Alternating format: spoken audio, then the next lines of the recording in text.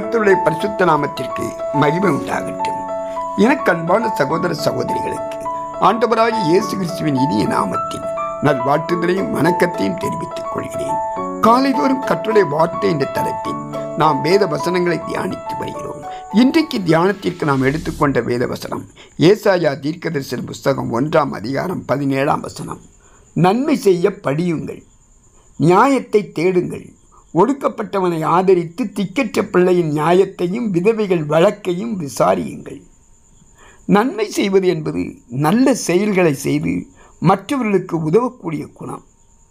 கெட்ட செயல்கள் பாவமான செயல்கள். அவைகளை நாம் வெறுத்து நல்ல காரியங்களை மட்டும் சிந்தித்து செயல்பட வேண்டும். ஒருவருக்கொருவர் நன்மை செய்வதால் நம்முடைய மன அழுத்தம் குறையும், நமக்கு ஒரு சமாதானம் கிடைக்கும். மற்றவர்களால் மதித்து போற்றப்படுகிற மன நிறைவுடன் நல்ல உறவுகள், நல்ல நண்பர்கள் கிடைப்பார்கள். நன்மை செய்கிறவர்கள் மன அமைதியோடு இருப்பார்கள். பிறர் கஷ்டங்களில் பங்கு கொள்வார்கள். மற்றவர்கள் தவறு செய்தாலும் மன்னித்து அவர்களை ஏற்றுக்கொள்வார்கள்.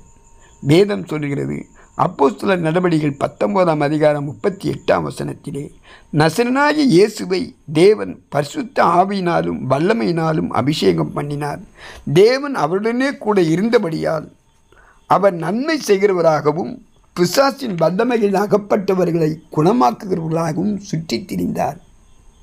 யூத ஜனங்களுக்கு ஏசாயா தீர்க்கதரிசி மூலமாக கர்த்தருடைய வார்த்தை வருகிறது. உங்கள் பலிகள் அங்கீகரிக்கப்பட வேண்டுமென்றால், உங்கள் ஜெபங்களுக்கு பதில் கிடைக்க வேண்டுமென்றால் நீங்கள் நன்மை செய்ய ஆரம்பிக்க வேண்டும். அவருடைய பக்தி வைராக்கியங்களை கர்த்தர் அங்கீகரிக்க மாட்டார். ஒருவர் கர்த்தரை மறுதலித்துவிட்டு தான தர்மங்களை செய்தாலும் நீதியான காரியங்களை செய்தாலும் அவை கர்த்தருடைய பார்வையில் அநீதியாகவே இருக்கும். அதுபோலவே ஒருவர் துன்மார்க்கமாகவே வாழ்ந்து ஏழைகளை ஒடுக்கி கர்த்தருக்கு பலி செலுத்தினாலும் கர்த்தரிடத்தில் ஜெபம் பண்ணினாலும் அது கர்த்தருடைய பார்வையில் அருவருப்பாகவே இருக்கும். தீமையை விட்டு விலகி நன்மை செய், என்றென்றைக்கும் நிலைத்திருப்பாய் என்று சங்கீதம் 37:27 குறிப்பிடப்பட்டுள்ளது. 3 யோவான் 1ஆம் அதிகாரம் 11ஆம் வசனத்திலே யோவான் கூறுகிறார், நீ தீமையானதை பின்பற்றாமல் நன்மையானதை பின்பற்று. நன்மை செய்கிறவன் தேவனாலே உண்டாயிருக்கிறான், தீமை செய்கிறவன் தேவனை காணவில்லை. நம்முடைய வாழ்க்கை பயணம் எப்படி இருக்கிறது?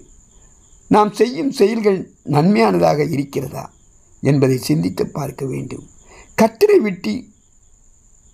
கர்த்தரை நம்பி சோர்ந்து போகாமல் நன்மை செய்ய வேண்டும்.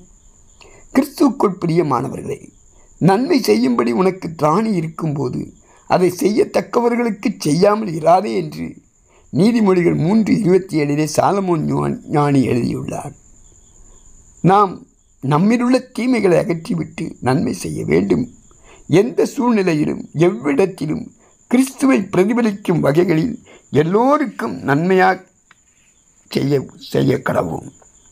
ஒடுக்கப்பட்டவர்களும் திக்கற்றவர்களும் சமுதாயத்தில் பலவீனர்களும் இவர்களுக்கு உதவி தேவைப்படுகிறது. இவர்களுக்கு அநேக தீங்கு செய்கிறார்கள். இவர்களுடைய நியாயத்தை பேசி நியாயத்தை விசாரிக்க வேண்டும். நாம் தீமை செய்யாமல் இருந்தால் மாத்திரம் போதாது, நன்மையை செய்ய வேண்டும். நாம் மற்றவர்களுக்கு நன்மை செய்து நீதி நியாயத்தில் நடந்து ஒடுக்கப்பட்டவர்களையும் திக்கற்றவர்களையும் விசாரிக்கும் போது தேவன் நம் ஒவ்வொருவரையும் இரட்டிப்பான நன்மையினால் நிறைத்து ஆசீர்வதிப்பார்.